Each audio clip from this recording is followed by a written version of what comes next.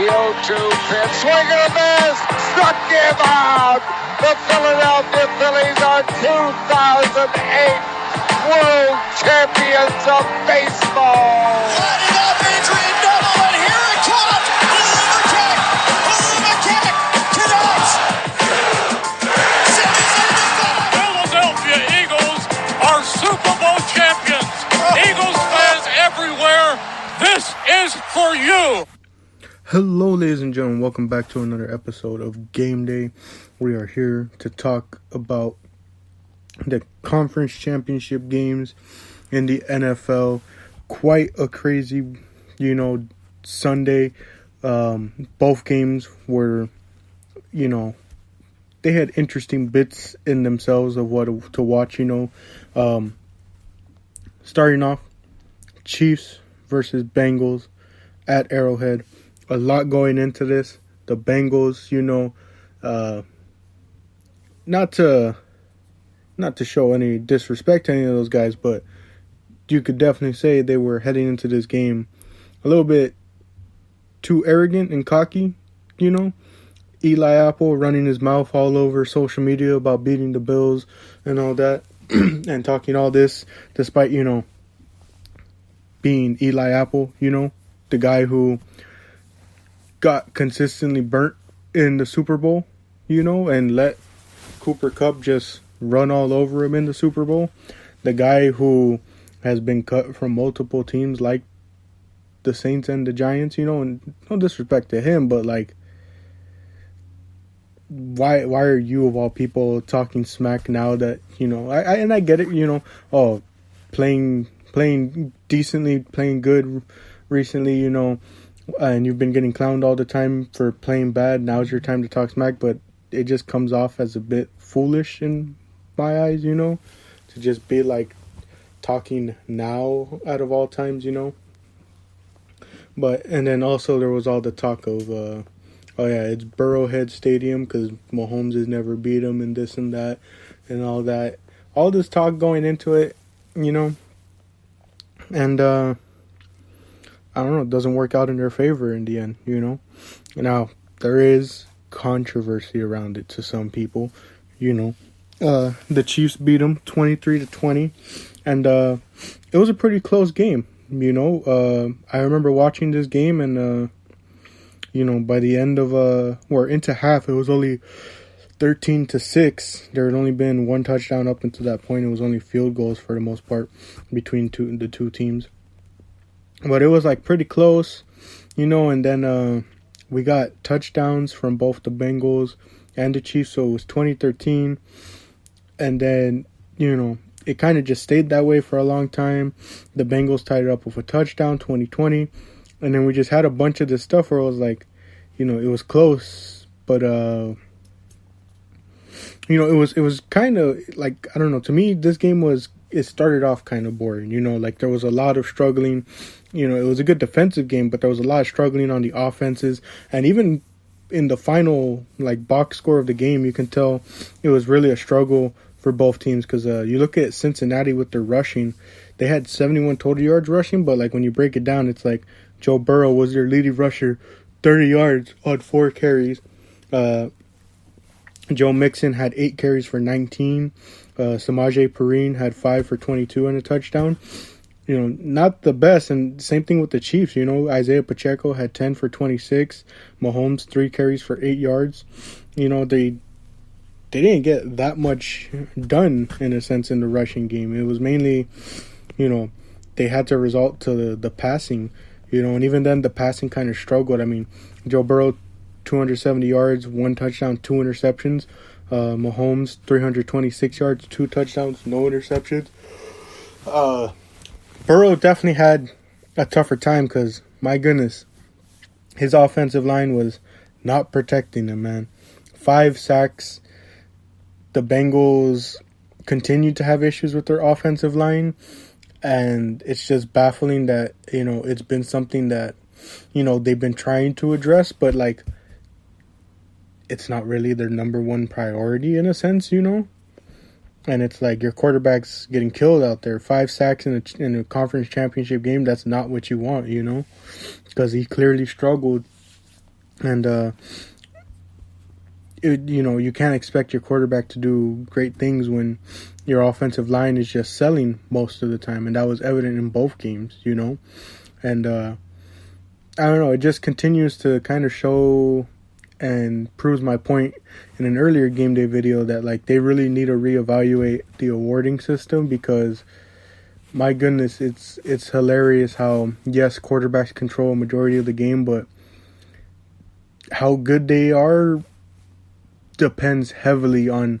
so many aspects of the game, like their offensive line, their receivers. Some quarterbacks can make do with what they have. Mahomes is out here having MVP-like season with, obviously he has Travis Kelce, but like I said in the last episode, he kind of has guys that aren't true number one wide receivers, Like, it's no disrespect to them. They're good receivers and would contribute to a lot of different teams, but MVS, McCall Hardman, Kadarius Toney, Juju, I wouldn't say that the four of them are number one wide receivers, but yet they're able to still do what they do because of Patrick Mahomes, So like there's cases like that, or like cases like Aaron Rodgers where the guy, Aaron Rodgers is both a case 2 and 4 or 4 and against, because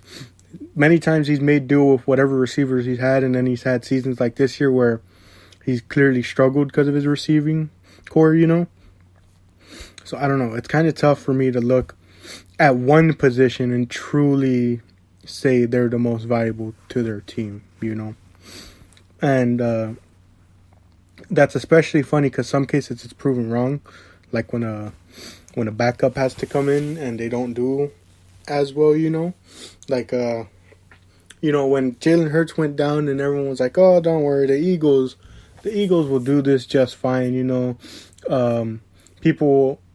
Eagles fans weren't really saying it. It was all the other people, like Anna's like, oh,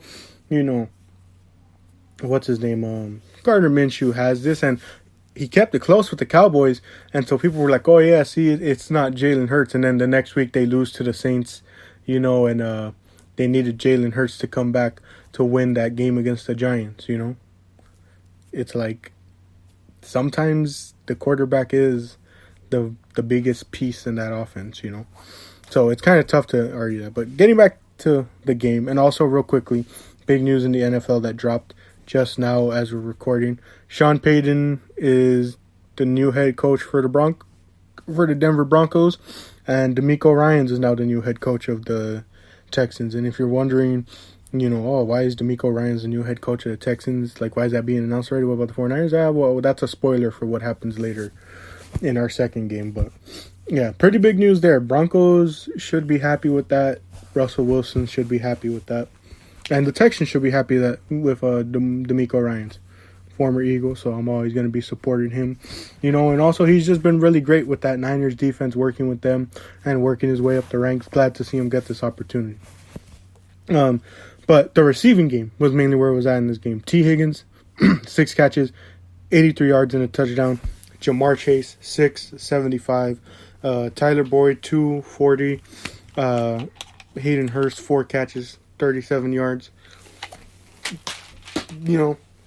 As per usual, good game from the Bengals receiving core. There was that one play where Jamar Chase, the ball bounced off his helmet, I think. Ended up leading to an interception. Kind of tough play to really watch there, The Chiefs, MVS, 6 catches, 116 yards and a touchdown. Travis Kelce, 7 catches, 78 yards and a touchdown. Isaiah Pacheco, 5 for 59. Real impressive game from them, Travis Kelce, he's always going to feast.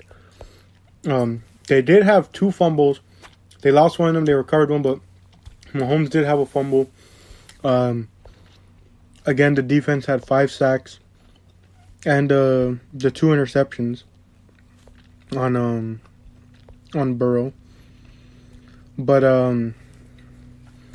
the main sort of controversy in this game was the penalties.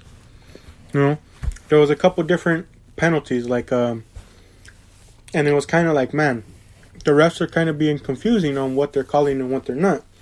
Because Burrow got called for intentional grounding. And then I think it was in the fourth quarter, there was a play with Mahomes where they didn't call grounding, but it was very much clearly grounding, you know. That was a real confusing one, definitely like a head-scratching play. And then there was the final play where, you know, the guy pushed Mahomes when they were out of bounds, and it got them the penalty that got them into field goal range to kick the game-winning field goal, you know. The Chiefs had 4 penalties that, you know, resulted in 55 penalty yards. The Bengals had 9 for 71, you know. Kind of a tough game there, you know. Like, and it's kind of tough to really look at it, you know, because it's like, I don't know, these refs, I don't know, like, how to put it, but, like, things with the refs are always going to be confusing, and the same thing is happening in the NFL, where it's like, I don't know, what's it called, they're kind of calling one thing and then not calling it when they see it again, and some people are like, oh, what's it called, oh my gosh, some people, oh my gosh, sorry, I'm blanking here, but, you know, some people think it's favoritism towards certain players and all that, you know, and I could understand it, you know. We've seen it with a lot of, like, the big top quarterbacks, you know, who get certain calls while other quarterbacks don't, you know. But it was definitely something that was tough, you know. And apparently there was a ton of calls that people were saying they missed. Like, there was apparently holding call on the play that Mahomes ran for, you know. And people get into a huge argument there about, like, what's holding and what's not. And also, like, the fact that holding happens on almost every play, you know. And so it's like, I don't know, it's difficult because, and it's funny because some people, when it comes to especially the playoffs, they're like, oh, it's the playoffs, big things are at stake, just let them play through it. But then when things like this don't get called, then they're asking for why isn't it called, and it's like, you told them to let them play through it, and if we're really getting down to things, it's like, yeah, holding kind of does happen on almost every play. So if you called it every play, you're just going to keep going back and forth between the two teams, you know? But yeah, there was definitely some things that were missed in this game, but at the same time, there was a lot of times where things were clear, you know? Like that final play, it's like, people want to say Mahomes was flopping, but like you look at it, and Mahomes is already out of bounds when the guy comes in and extends his arm to push him. Like, Mahomes is already out of bounds. There's no need to push the guy to try and force him out of bounds. He's already out of bounds, you know? So, I don't know. At sometimes, yeah, it's the ref missing plays, and at other times, it's players making that mistake themselves, and, you know, the teams needing to be better disciplined, you know? And I'm honestly surprised that there was no penalties given to the Bengals because of Zach Taylor. This guy, you know, was going crazy on the refs, you know? Like, I saw so much footage of him yelling at the refs and stuff, and I was like, man, they better get, like, their assistant coaches, whatever, someone better get there and separate them, you know? I get it's the playoffs and you want things, you know, you're getting annoyed that things aren't going your way, but, like, my gosh, man, you can't just, what's it called, why am I blanking?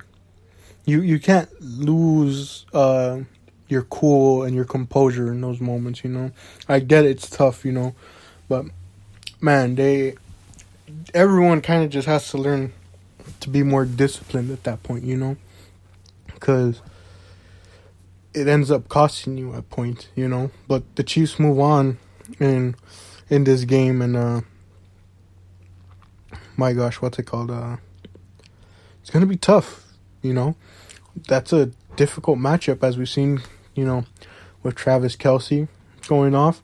Any of his receivers can go off at a moment's notice, because Travis Kelce and Isaiah Pacheco opened those lanes for them, And it's Mahomes, even on one leg, technically, he's still pretty great, But I definitely think that, well, let me save that for afterwards, because, of course, in order to talk about the Super Bowl matchup and how things match up on paper, I have to talk about our first championship game that happened. But because it features my team, it's obviously always going to be the last talking point. The NFC championship game, the San Francisco 49ers versus the Philadelphia Eagles.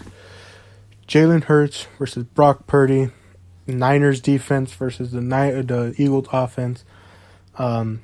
Niners offense versus the Eagles defense. Number one defense in the league. Team with the most sacks in the league. A team that's riding a 12-game win streak versus the top seed in the NFL. If I remember correctly, the top 2 seeds in the NFL, or at least in the NFC. I mean, a lot to dissect here. And Niners, you lost. Obviously, there's more that goes into that, But Eagles beat them 31-7. Now, there's a lot to dissect with this game. First off, the Eagles started off real well. 11 plays, 66 yards, 5 minutes. They started off well. They were getting some good short passes going, some good runs, Basically, they were getting into their groove, and then they get to a 4th and 3, where the Eagles decide, let's go for this, We got to take some of these risks, And Jalen Hurts lobs a deep pass to Devontae Smith, who makes this insane catch, and everyone's like, oh my gosh, what a catch. And the next thing you know, you see the Eagles are hurrying up. They're like, hurry up, let's get a play going, And everyone's like, what the heck? Why are they getting a play going? And then they do it was a short pass, but it was incomplete, but they're in the red zone. They move on. Miles Sanders is able to get a rushing touchdown, and everyone's like, man, why were they hurrying up? Out comes the replay. Devontae Smith didn't make that catch. He had actually bobbled a bit, and it kind of hit the ground when he hit the ground and made that catch, Like when he hit the ground, you see the ball bobbling, and it kind of hits the ground, and you're like, oh my gosh, they just got away with that. And everyone is like, oh, that the refs wanted the Eagles to win. Oh, that's on the refs. That's on your coach. Look at the Chiefs and Bengals game. Oh my gosh, I can't remember where. I seriously can't remember what team it was, but there was a play where a catch happened, and I think this time it was the reverse, I want to say, where they ruled it wasn't a catch, but they challenged, and then it was discovered that it was a catch, I want to say. I forget, but there was a similar play in that game where it happened, and they challenged it and said, hold on, I don't think you got that right. And then they went and reviewed it. The moment they saw Devontae Smith telling the team, hurry up, on a 4th down play, that's on your coach for not throwing some type of challenge flag and saying, no, stop that, timeout, throw the challenge flag, whatever. Review that, give us a different camera angle. That's on your coach for not calling that. And I know people are going to be like, oh, the other camera angle that showed it wasn't a catch wasn't shown yet. You don't need it. If someone's hurrying up after a 4th down play, they're doing it because they know they're getting away with something. That's on your coach for not doing that. Kyle Shanahan should know better, but no, he doesn't. He doesn't call that, and the Eagles get away with it. That's not even luck. That's not That's not things going in our favor. That's not us being lucky. That's on your own team for not what's it called? That's on your own team for not calling that. That's on your own team for not being on top of that, for not having stuff prepared for moments like that, And speaking of not having moments prepared, what's it called? The next drive, the Niners are out, They're kind of moving it a bit, not doing too much, They get a pass to George Kittle. Christian McCaffrey's trying to run up the middle, but, he gets stopped, but then he eventually gets a first down. They do another short pass, but there's a penalty offside, so they move even forward. Debo gets, I want to say it was a catch for like 4 yards. And the next play, Brock Purdy gets hit by Hassan Reddick. And the Eagles challenge it. They challenge it. Like, oh, no, that wasn't an incomplete pass ruling. That's a fumble. And guess what? They review it because the Eagles challenge it, and it was a fumble. It was a fumble. And then what happens? Brock Purdy gets hurt. And my heart goes out to the guy, He was the last pick in the draft. He's a rookie now who led the Niners on this streak. And it sucks to have, your moment potentially ended like this, And once again, it's on your coach. It isn't on him. It's on your coach. You have what should have been a Defensive Player of the Year finalist in Hassan Reddick breezing past to your quarterback because you put a tight end on him. You didn't even put George Kittle on him, the best blocking tight end in the league. You put your other tight end on him. What are you doing?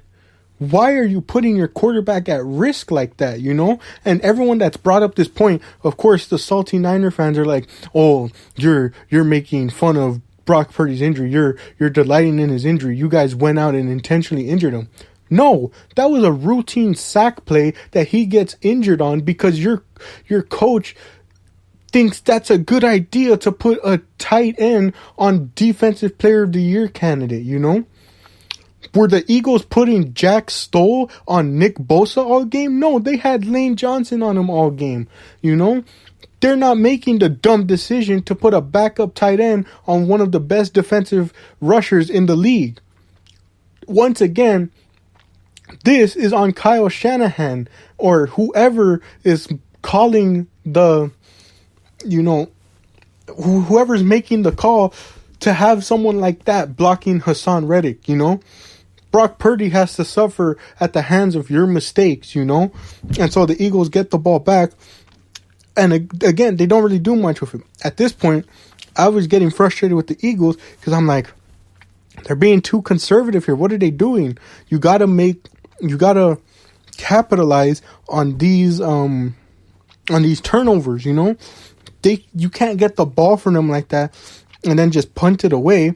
And then there was also a play where Jalen Hurts overthrew A.J. Brown. I'm like, okay, see, they're trying to go for these big plays, but then they stop doing them just because they don't succeed, Like there was twice they tried to go big with A.J.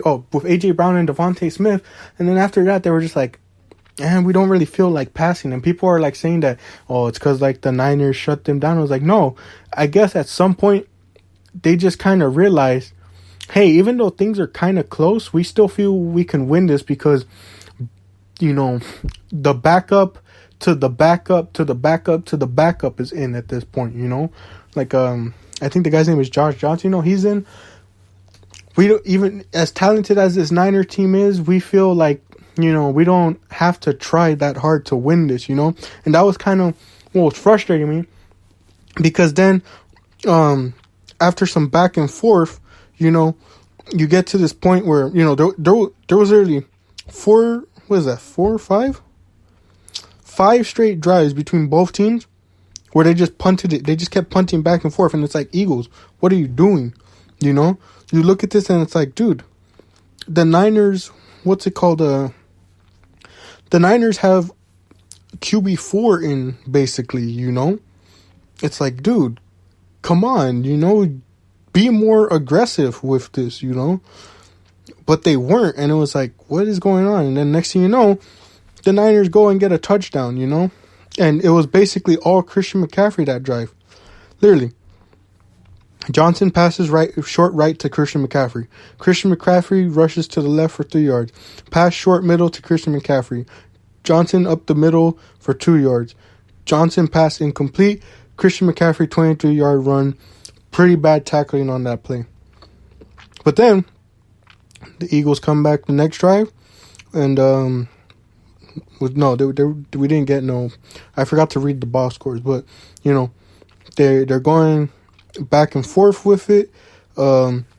We get a illegal use of the hands penalty, which gives the Eagles the first down.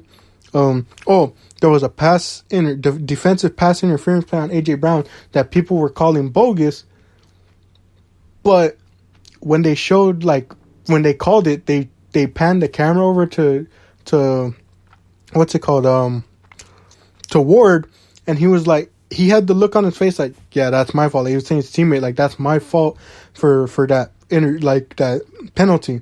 It didn't seem like he was like, being angry and trying to say like, how is that passing? It's like, it was like he knew that he had that happen, like that it was his fault, So I don't know how people were upset with that one as much, And then let's see, we get to a 2-minute warning. Sorry, I'm trying to remember if there was like certain penalties here. Illegal contact again called on, this time on Tre'Davious Ward. I think that one was Jimmy Ward. Hopefully I remember that correctly. But yeah, sorry. It's because there was a lot of different like penalties called. So, it's hard to think of all of them, But this one, Miles Sanders rushes for a touchdown. Did he get the first one too? I think so. Sorry, oh my gosh. It's just because there was so much that happened in this game. Yeah, Miles Sanders got the first touchdown. He got the second one. And then we get to the next play, the next drive, where like we already passed the 2-minute warning. There's only like a minute left. And one thing I forgot to mention on one of the Niners, or on multiple of the Niners drives with Johnson in at quarterback. And I think there was even one when Brock Purdy was in, I want to say. Oh, wait, no, I think Brock Purdy went out too early. Yeah, no. I think it was just all on Johnson, where there was like 3 penalties for delay of game because they couldn't get the ball snap. And on one of them, you literally see Johnson looking at Kyle Shanahan, and he's like, I can't hear you. It's so loud in the link that I can't hear you, And again, no disrespect to Brock Purdy in the situation he was thrown in, but that's why I personally think that even if Brock Purdy was in this game, would it have been a bit closer? Oh, most definitely, I think the Niners would have scored more than 7, but I don't think it would have been enough to beat the Eagles, But he's a rookie. Nonetheless, the rookie that was picked last in the draft, I don't think he handles that situation any better than the veteran Johnson going, I can't hear you right now, And not only that, the pressure that they were constantly facing, because what happens on this drive, they get a short pass to or they get a first down to Debo. They no huddle. And Johnson fumbles the ball because who is it again? Here comes the Eagles to sack him, and Hassan Reddick recovers the fumble. And now Johnson's out with a concussion. They were trying to say, I forgot what injury they were trying to say, but it was definitely, after the look, it was like, dang, this guy just went down with a concussion for sure. Like it is almost certain at that point.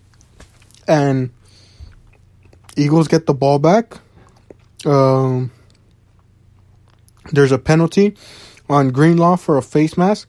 That one was obvious too. I saw some people complain. I was like, dude, clearly has the hands on the face mask. And this, like, I know people are going to hear this and be like, oh, you're being biased towards you. But like I'm not lying. And I was saying the same thing for the Bengals game. A lot of penalties were due to undisciplinary action, you know? Simple things that could have been avoided. And at this point, I can understand the Niners were getting frustrated, especially that defense. They were constantly being put on the field, you know, and it's like, but you got to control better. But it's tough to expect that when such high expectations and adrenaline is running at its highest, you know. But the Eagles got a touchdown with Boston Scott here. It's now 21-7 going into the half, you know. Wait, what the heck? John Johnson played? Well, he played before the half. I thought it was on that fumble play that he went out, but they actually put him out there for a bit more. They start the game, and, oh, wait, no, that wasn't the play that Josh Johnson went out on then. My bad. I don't think so. Oh, no, it was in the second half. My bad. No, but he just had that fumble, but it's on the first drive of the second half, you know, where they're kind of going down. Out there, then there it is, the delay of game penalty. Then there's that short pass to Christian McCaffrey, and then he has an incomplete throw to Deebo Samuel, and this is when Josh Johnson's injured and he's now out. And once again, that Eagles pass rush was just going through, and it wasn't like any of it was dirty hits, you know, like that's the craziest part to me, and that's the game of football. It's like these were just routine plays, and both their quarterbacks get injured.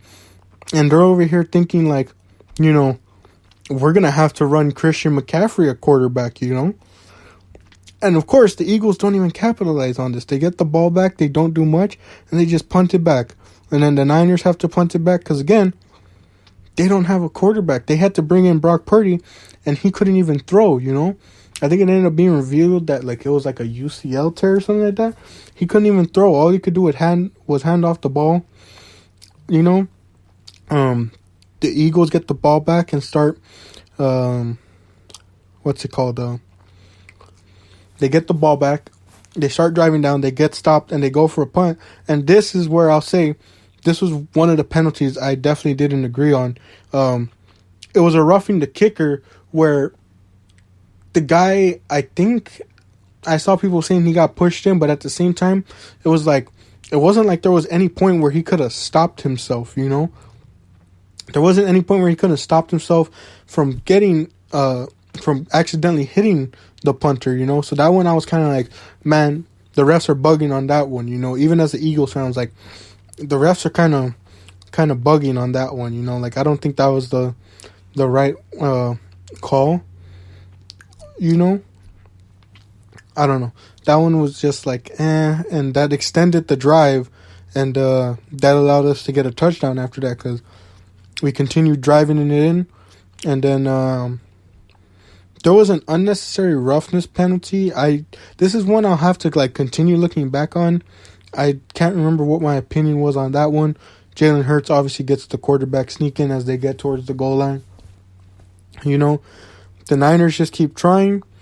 They just keep kind of running it and doing like these short passes, but for the most part, it's just running. And so the Eagles kind of already know what to do. It's a turnover on down. The Eagles start driving the ball down. There's another penalty in this drive where Greenlaw again gets called for unnecessary roughness because he just kept punching the ball even after the whistle was blown. And so it's like, even the announcers kind of were like, he's letting that frustration get to him. But at the same time, I was like, I don't know, man. He's just trying to get some momentum, some type of stop, get the ball out for a fumble. And maybe from an angle, it looked like he was like throwing punches, but like he was just trying to get the ball out. I don't really agree with that one too much, you know, but the Eagles drive down, get a field goal. And then there's another fumble. The Eagles recover it, play the clock out, and they win 31-7. We finish off the game. Not much to note. On the Niners side, Christian McCaffrey had a good game, 15 carries, 84 yards, and a touchdown. Receiving game couldn't, you can't fault any of them because they just didn't have a quarterback. They had 3 lost fumbles. They only had 1 sack on the day. No interceptions. On the Eagles side of things, Jalen Hurts, didn't get much in the passing game, lowest on the season, I think, or even ever from 121 yards, no touchdowns or interceptions. Rushing team got it, though. 14 carries, 48 yards for Kenneth Gainwell, 11-42 and 2 touchdowns for Miles Sanders, 11-39 and a touchdown for Jalen Hurts, 6-21 for a touchdown and a touchdown for Boston Scott. Receiving game doesn't get much going. 2 catches, 36 yards for Devontae, 4 for 28 from A.J. Brown, 2 of 26 from Kenneth Gainwell, 5 of 23 from Dallas Goedert. No fumbles, but we forced 3 fumbles on the Niners. And we got a total of 3 sacks, 1 from Javon Hargrave, 2 from Hassan Reddick. Real great game from Hassan Reddick. That guy is amazing. One of the best free agent signings we've ever had. One of the best free agent signings we've had. And we move on to the Super Bowl. Let's go. Super Bowl for the Eagles. And, I do feel bad a bit for the Niners. It sucks that Purdy had to go down. It sucks Johnson went down at that point. But there's one thing to note that I just want to say to Niner fans. I saw rumors that apparently, I don't know how true it is, but Garoppolo could have potentially been activated for this game. And the Niners themselves were like, oh, there's an open chance that we can activate him. If I saw they were there was chances for this game, but also they were like, well, if we make it to the Super Bowl, we could potentially see Jimmy G activated, and just serve as a backup. And I feel bad for Brock Purdy so much, and Johnson, again, it's on your coaching to not protect those guys, I don't get why they weren't doing better protection, Your quarterbacks had to suffer at the hand of that, and I'm hoping the best recovery for both of them. And it's the same thing. It would have been the same thing if Jimmy G went in there, where it's like he runs the risk of getting injured again and his free agency is ruined, But there's that chance because you see him at the game and this man is smiling just almost happy with this downfall of the team because of it, And it's like you could have activated him, but my biggest thing is if you see the season you're having where Trey Lance goes down and then Jimmy G goes down, why do you not have more backup options, in my opinion? That's my question to the team. Obviously, you have Brock Purdy and you have Johnson. But if I'm a team who's seen that many injuries at quarterback in the one season, and I'm thinking, what if Purdy goes down? Why do I only want one option of who to throw in there, The Niners easily could have gotten someone, anyone else, even if it's just some, again, journeyman. At least give yourself, 2 options, but instead, both their quarterbacks get injured and they don't know what to do anymore because the next person on the depth chart is Christian McCaffrey or throwing Brock Purdy back in the game and he can't even throw the ball, I just don't know what the Niners were thinking going into this, It sucks that the team has to suffer from decisions like that, from play calling like that. And, it sucks because people now want to look at this game as tainted and all that. And, of course, they want to discredit the Eagles, and be like, oh, this wasn't a real game. Or you beat the rebuilding Giants. I thought people were saying the Giants could have had a chance. Or you beat the Niners, backups. Oh, but I heard all this talk about Brock Purdy being this and that. Oh, if Brock Purdy was in, I don't think it's much of a difference if Brock Purdy's in when your offensive line is getting dominated throughout the game like that, And my biggest thing when it comes to the Niners, big respect to them, but why are we acting like they had a harder schedule than the Eagles, And people obviously going to hear me go through all this, but it's not to discredit the Eagles beating them, but like the Eagles get all this talk of having an easy schedule. The Niners lose week 1 to the Bears. They beat the Seahawks. They lose to the Broncos by 1. They beat the Rams. They beat the Panthers. They beat the Falcons. They lose to the Chiefs. They beat the Rams again. They beat the Chargers. And again, that's pretty tough scheduling to have to face the Chargers and the Chiefs. But then look, they lose to the Chiefs. And this is where their win streak begins. They beat the Rams, who were on a huge slump this year. And by that point, I'm pretty sure they didn't even have Cooper Kupp. Actually, let me double check this just because I want to be for sure. Because I always like to... Oh, okay, they did have Cooper Kupp. My bad. They did have Cooper Kupp. Cooper Kupp was still in the game. But, at this point, the Rams weren't doing good. They had a losing record, I'm pretty sure, at that point. They beat the Rams. They beat the Chargers. Ups to them. Chargers were a pretty good team. They beat the Cardinals. They beat the Saints 13-0, not even by a lot. They beat the Dolphins. That's the game you got to give them ups for. They beat the Bucks, Seahawks, Commanders, Raiders, and Cardinals to finish off the year. That doesn't seem like too hard of a schedule to me when all those teams were struggling, especially Seattle. I brought it up. Seattle basically limped into the playoffs, I think it's kind of baffling that that people are making all these excuses for the Niners and trying to discredit the Eagles. Again, sucks that your quarterbacks had to go out like that. Does it hurt the game a bit? Yeah. But I can't fault the Eagles for just playing whoever's in front of them. You know what? Do you want the Eagles to just lie down and let the Niners win? And if the Niners win, what's the point? They go to the Super Bowl and get steamrolled because they don't have any quarterback available at that point? I think it's just kind of baffling, And all the Niners fans are like, oh, put the shoe on the other foot for a second.